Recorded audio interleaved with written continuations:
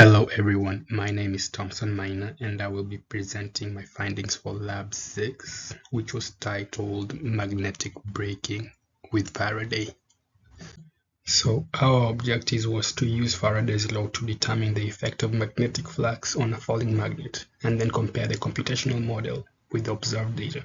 Our observed data was it would take 0.97 seconds for the magnet to fall through a 0.45 meter aluminum tube, while the computational model calculated that it would take 0.326 seconds. Some of the key concepts.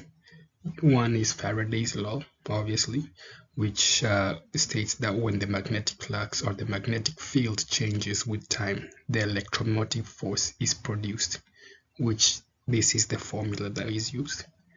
From this formula, we can move on to Ohm's law. We can use the induced EMF to calculate the current, and if you know the resistance of the metal that was used, you can calculate the current from that.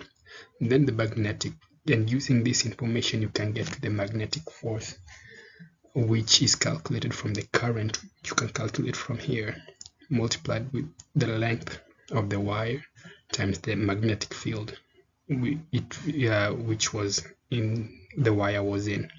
You get to see the force that they experience. So the procedure, we started off by marking the north pole of the magnet. We measured the mass of the magnet. We dropped the magnet through an aluminum foil tube 5 times, recording the magnet dropping through the aluminum foil. We determined the time the magnet takes to fall through the entire length of the aluminum tube, and then we used the VPython to computationally model the magnet-aluminum tube interaction. So our observation and results were, from the 5 trials, it took an average of 0.974 seconds for the magnet to fall through the tube. The tube was 45 centimeters long, with a diameter of 4.5 centimeters and a thickness of 0.75 centimeters. So to visually see the model, this is our magnet which was falling through the tube. It was experiencing a gravitational force, which is mg, falling downwards, but it was also experiencing a force due to the induced current. This force due to the induced current from the flux, from imagining this would be this tube is a bunch of is a wire with coils around it, which would cause the force to go upwards when this magnet is falling downwards. So our system would be the falling magnet and the surrounding would be the aluminum tube. So we went ahead and input our collected data into our pre-created Python code, and the only changes we had to make was to put in the width and the inner radius of the tube. And then this is more from the Python code. And then once we ran the code, we found that the time taken to go calculated was 0.326 seconds, which was different from our observed time.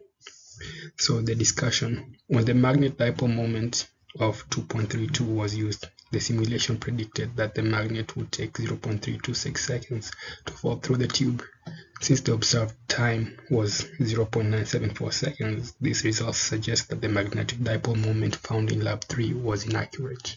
Some of the sources of error we had were the contact between the magnet and the tube could cause friction, air resistance from falling the tube, which was very minimal, and human error while timing and measuring the length of the tube. So to answer some of the what if questions, what if the resistivity of the conductor were reduced as close as possible to 0? How would the dynamics of the falling magnet change? A reduction in resistivity means a reduction in the resistance. Due to Ohm's law, a reduction in resistance would result in an increase in the current induced. An increase in induced current will result in a high force that the magnet experienced while falling down the tube. An increase in that force would result in the magnet taking a longer time to fall through the tube. What if holes or slots were cut into the tube? How will this affect the ring currents in your model? If holes or slots were cut, holes or slots will reduce the number of complete rings that the magnet falls through. This will reduce the amount of flux, which will reduce the amount of induced current. The magnet will end up experiencing less force, thereby falling through the tube faster. Thank you.